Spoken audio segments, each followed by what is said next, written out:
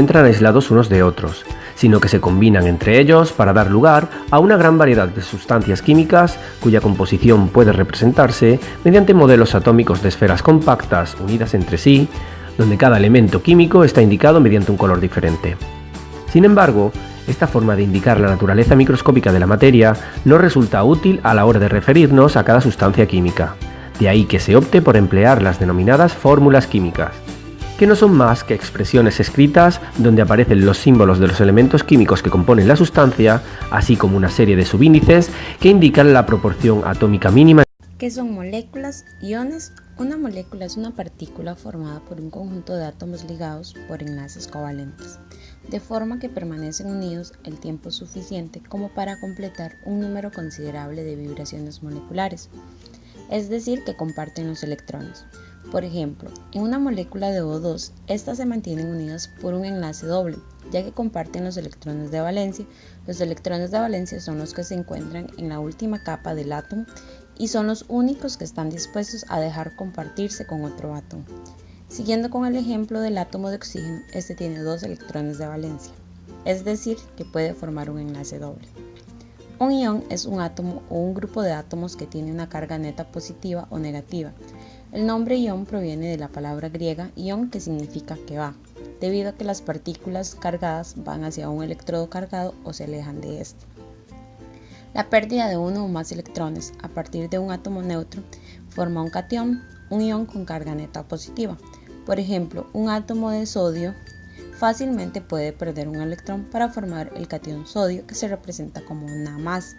Por otra parte, un anión es un ion cuya carga neta es negativa, debido a un incremento en el número de electrones. Por ejemplo, un átomo de cloro puede ganar un electrón para formar el ion cloruro, Cl-. De acuerdo con Niels Bohr, los electrones de un átomo se configuran en una región alrededor del núcleo denominada niveles de energía, órbitas o capas. Estas órbitas se representan por letras tales como K, L, M o por números 1, 2, 3 y así sucesivamente. El número de electrones presentes en la órbita más extrema se conoce como electrones de valencia y la órbita más extrema recibe el nombre de órbita de valencia. El número máximo de electrones que pueden alojarse en la órbita más extrema es de 8. Se dice que los elementos con una órbita extrema totalmente completa, que contienen 8 electrones, poseen una configuración de octeto. Tales elementos no se combinan con otros elementos fácilmente y por lo tanto muestran muy poca reactividad. Como consecuencia se sostiene que presentan capacidades de combinación cero. Por otra parte, los elementos con órbitas de valencia incompleta poseen una tendencia a completar su configuración de octeto combinándose con átomos del mismo o diferente tipo. Los elementos se combinan con otros elementos perdiendo, obteniendo o compartiendo sus electrones. Por ejemplo, la configuración electrónica del sodio es 2, 8, 1. Y la del cloro es 2, 8, 7. Para el sodio es más sencillo perder un electrón que ganar 7 electrones para completar su octeto, mientras que el cloro acepta con facilidad un electrón para completar su octeto en vez de perder 7 electrones. En este video vamos a hablar de la nomenclatura y formación de los compuestos binarios. Los compuestos binarios son los que tienen 2 tipos de átomos. La nomenclatura va a ser simplemente cómo voy a nombrar a estos compuestos binarios. Y la formación tiene que ver con las reacciones químicas que se producen para formar estos compuestos binarios. Antes de empezar con las reglas de nomenclatura, vamos a ver un poco acerca de las reglas de números de oxidación o valencia. Estas reglas de números de oxidación lo que nos va a permitir es ver cómo están formados los compuestos binarios y los compuestos ternarios también. Esto aplica a todos los tipos de compuestos. Entonces yo voy a hablar de números de oxidación o de valencia. Son sinónimos. Los números de oxidación nos dicen cuántos electrones intervienen en la unión química. Hay un video especial de uniones químicas, así que si no lo vieron, pasen a verlo. Y estas reglas son que el oxígeno siempre tiene número de oxidación -2. El hidrógeno va a tener número de oxidación +1 cuando se combine con no metales y va a tener número de oxidación -1 cuando se combine con metales. Los elementos del grupo 1 siempre tienen número de oxidación +1. Los del grupo 2 siempre tienen número de oxidación +2. Los del grupo 17 o halógenos van a tener número de oxidación -1 cuando se combinen con el hidrógeno. Y van a tener número de oxidación +1, +3, +5 o +7 cuando se combinen con el oxígeno, tanto en compuestos binarios como en ternarios. Y es -1 con hidrógeno y metales. Cualquier no metal, ¿sí?, incluidos los del grupo 17, va a tener número de oxidación negativo cuando se combine con hidrógeno y metales. Y va a tener número de oxidación positivo cuando se combine con oxígeno. Y la regla más importante de todas estas es que en compuestos neutros la suma de los números de oxidación, esto significa suma, tiene que ser igual a 0. Y en iones, que son los compuestos que tienen carga, la suma de los números de oxidación tiene que ser igual a la carga del ion, ya sea positiva o negativa. Entonces, sabiendo estas reglas de números de oxidación, ahora sí pasamos a los tipos de compuestos y a las reglas de nomenclatura. Yo no voy a poder combinar cualquier elemento con cualquier otro elemento, sino que existe un tipo limitado de combinaciones. La primera de esas combinaciones que vamos a ver es cuando tengo hidrógeno. Entonces, el hidrógeno se va a poder combinar con metales y con no metales. Cuando se combina con metales se llama hidruros. Y cuando se combinan con no metales se llaman hidrácidos. A partir de ahora voy a simbolizar a los metales con una M y a los no metales con una X. Así puedo escribir cosas genéricas y no quedarme en un solo ejemplo, ¿sí? Entonces, empecemos por los hidruros. Los hidruros van a estar formados por el hidrógeno molecular, que es diatómico, o sea, tiene 2 átomos de hidrógeno, más el metal monoatómico, uno solo. Y van a formar entonces los hidruros. Y los hidrácidos se van a formar a partir del hidrógeno molecular más el no metal molecular, que también es diatómico, y se va a formar el hidrácido. Ahora empecemos a ver cómo nombro a los hidruros y los hidrácidos. Voy a tener 2 tipos de nomenclatura. Voy a tener una nomenclatura tradicional y una nomenclatura moderna o UPAC.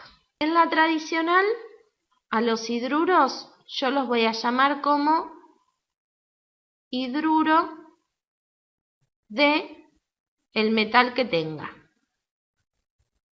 Y si el metal llega a tener dos números de oxidación diferentes, o más de un número de oxidación, mejor dicho, voy a usar las terminaciones oso e ico.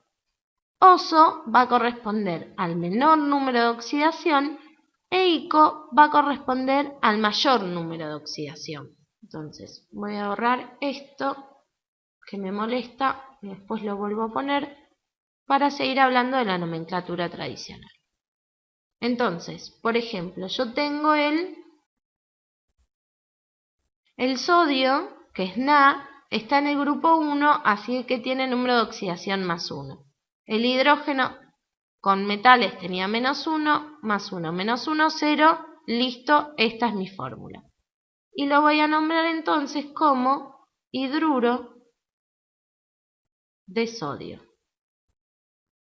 Como no tiene más, tiene un solo número de oxidación, no le pongo ninguna terminación. En cambio, por ejemplo, si tengo el hierro con el hierro puede ser más 2 o más 3.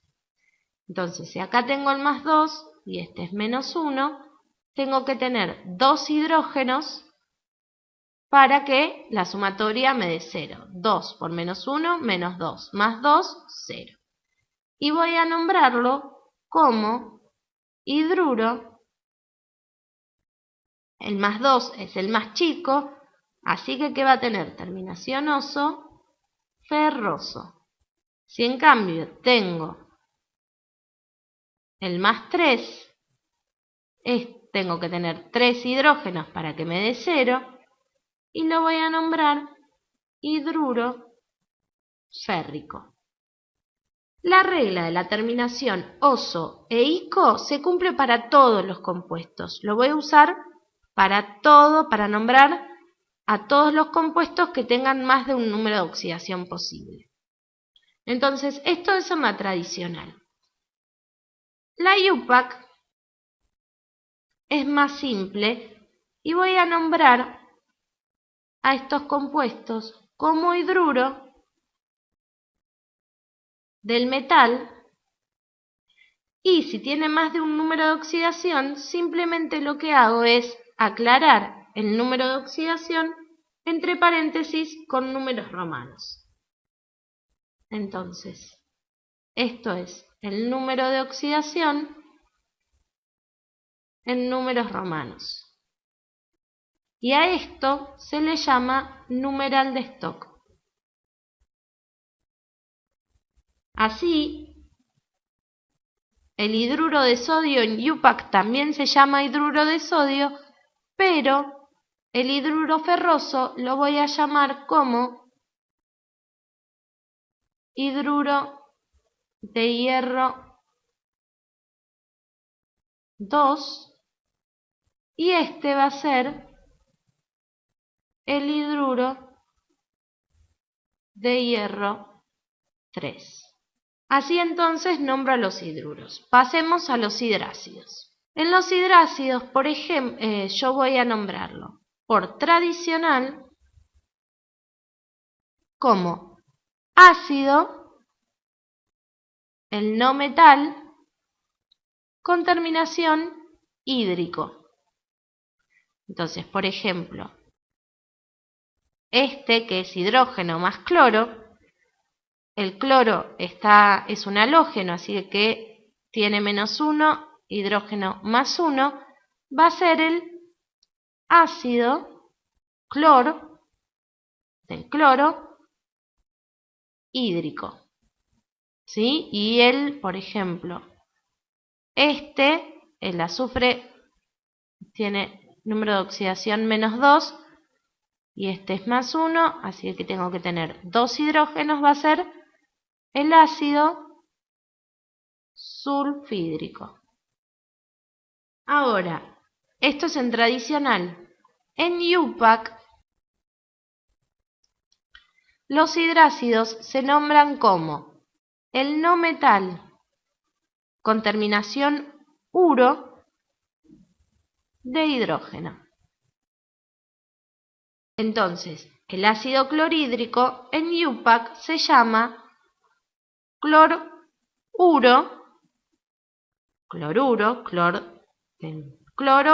de la terminación de hidrógeno.